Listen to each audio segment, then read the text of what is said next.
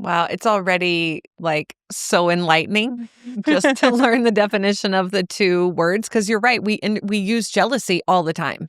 This conversation is about jealousy and why it matters for anyone who's ever felt that gut punch of being left out, ignored, or unseen.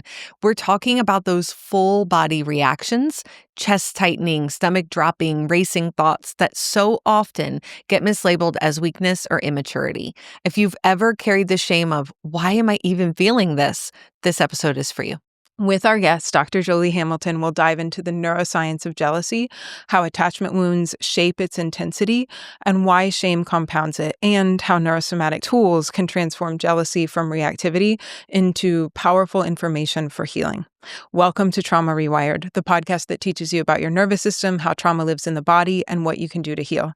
I'm your co-host, Elisabeth Kristof, founder of BrainBase.com, an online community that uses applied neurology and somatics for personal development, growth, and behavior change. And I'm your co-host, Jennifer Wallace. I'm a neurosomatic psychedelic preparation and integration guide, and I bring your nervous system into peak somatic experiences.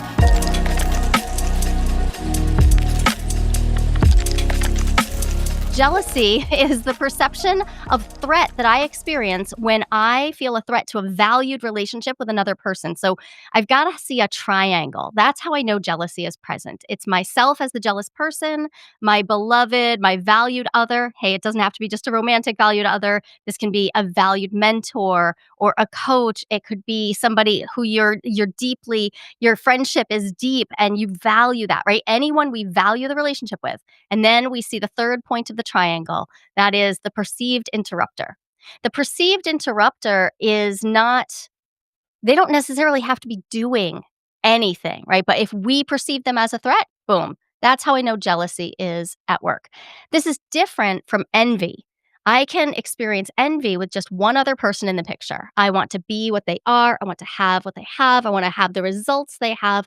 I want to have the car they have. I want to have the boyfriend they have, whatever it is. That's envy. And of course, jealousy and envy can show up at the same time as well. And so we may be dealing with both jealousy and envy because if I perceive that interrupter and I compare myself to them, when I do, it's very likely that I'm going to find myself envying something about them. I want to be like them. I want to find myself feeling more pretty, more intellectual, more witty, funnier, whatever it is. In that comparison, I'm caught in my envy.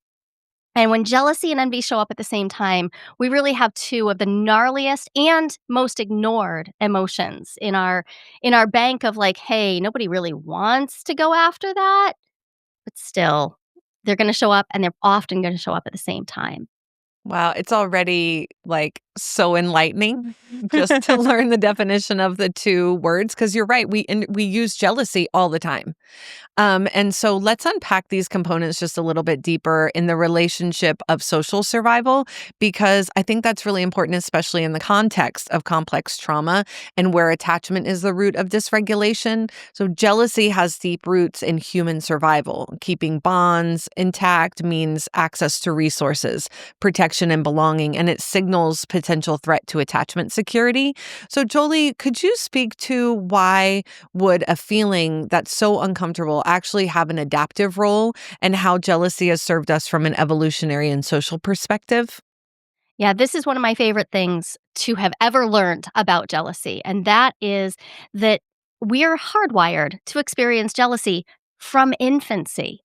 When we think about jealousy, we often think about our romantic connections. We think about maybe being a teenager and feeling swept off of our feet and then feeling absolutely swept by the tidal wave of jealousy. But think earlier.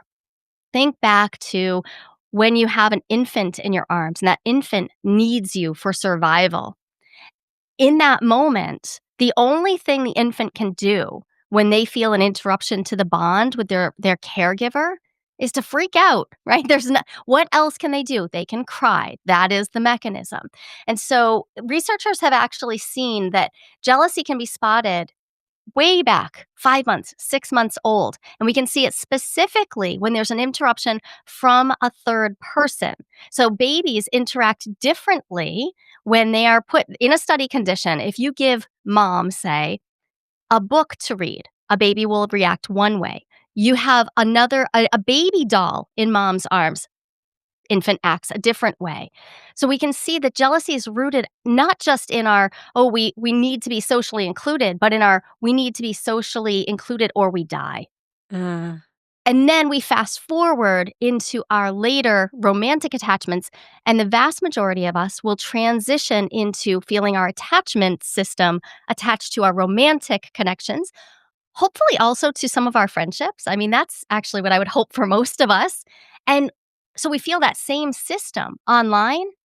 But in the meantime, in the 10 years or 20 years between that infancy and when we start to feel romantic jealousy, it's the same mechanism, and no one generally has received any education about what do I do when this shows up. Make sure to subscribe to this episode on our audio platforms or hit the little bell on YouTube to subscribe to our channel so that you never miss an episode, because we have lots of exciting conversations coming up, breaking down the science and the trauma of emotional health and nervous system resilience.